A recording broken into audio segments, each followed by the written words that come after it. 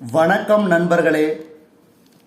இன்னைக்கு புது கவிதைகள் பார்ப்போம். பாருங்க, இன்னைக்கு வந்த புது கவிதை, நாளிதழில் இடம்பெற்ற புது கவிதை. பள்ளி அனுபவம். அழும் அந்த நாள், பள்ளியில் முதல் நாள். அன்று அனைத்தும் கசப்பாய், ஏற்க காலம் கேட்டது மனது, மாறியது ஒவ்வொன்றும் இனிப்பாய். உடனே ஏறியது சுமைகள், அதனாலேயே சோர்ந்தது மனமும். பள்ளி பருவத்தை என்று நினைத்தாலும், அன்று அழுத குழந்தையும் இன்று ஏங்கும் என் மனமும் தான் நினைவில் வரும். அடுத்தது தேடல். படகு போன்ற கார்கள் ஓடிய சாலைகளில் மழை காலத்தில் கார்களே படகுகளாய் மிதக்கின்றன. ஆற்று மணலை அபகரித்து கட்டிடங்கள் உயர்ந்தன. மழை காலத்தில் ஆற்று நீர் கட்டிடங்களுக்குள் மணலை தேடி வந்தன. இயற்கையை நாம் அவமதித்தால் அது நம்மை மோதி தள்ளிவிட்டு தன் தேடலை தொடர்ந்து கொண்டிருக்கும் என்பதுதான் மாறாத நியதி. அடுத்தது வாழ்ந்து காட்டு என்ற புது கவிதை. பெண்ணே, இழப்பதற்கு ஒன்றுமில்லை, பயப்பட தேவையில்லை. கூர்ந்திடும் கண்கள் கண்டு கூசிட ஏதுமில்லை. தீண்டிடும் கைகள் கண்டு திகைத்திட வேலையில்லை. பெண்ணே, உன் கண்ணீர் துளிகள் கவலைக்கில்லை.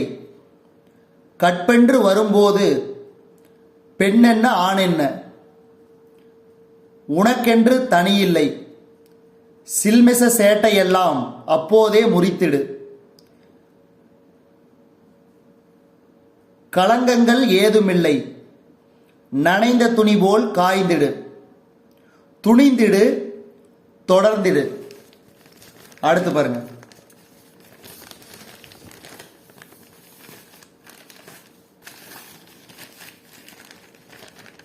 முடியாதா புதுக்கவிதை.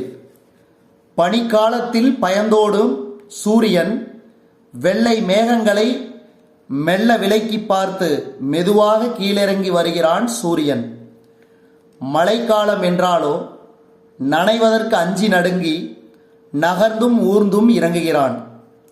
ஞாலம் எதையும் தாங்கும், சுட்டெரித்து எங்களை வாட்டும். ஞாயிறே, உன்னால் இவற்றை கூட தாங்க முடியாதா என்ன? அடுத்த புதுக்கவிதை. கைப்பிடி மண்ணைத்தானே.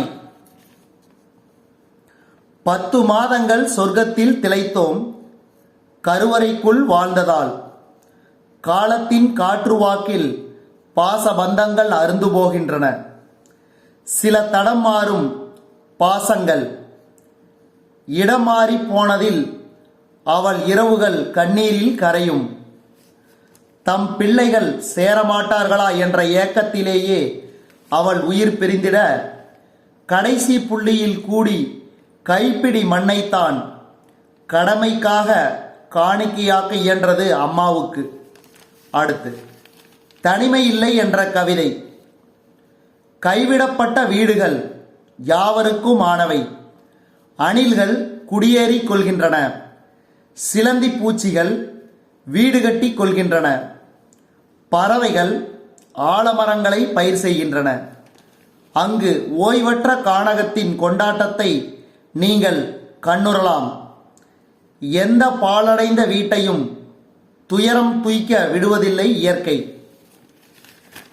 இன்னைக்கு பார்த்தீங்கன்னா புது கவிதைகள். அதில் பள்ளி அனுபவம், வாழ்ந்து காட்டிடு, தேடல், கைப்பிடி மண்ணைத்தானே, முடியாதா, தனிமையில்லை ஆகிய மொத்தம் 6 புது கவிதைகளை நாம் இந்த காணொளி வாயிலாக பார்த்தோம்.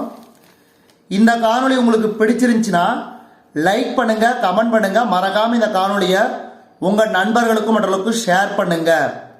நம்ம காணொளி பிடிச்சிருந்துச்சுன்னா மறக்காம சப்ஸ்கிரைப் பண்ணிட்டு காணொளிகளை பாருங்க. நன்றி, வணக்கம்.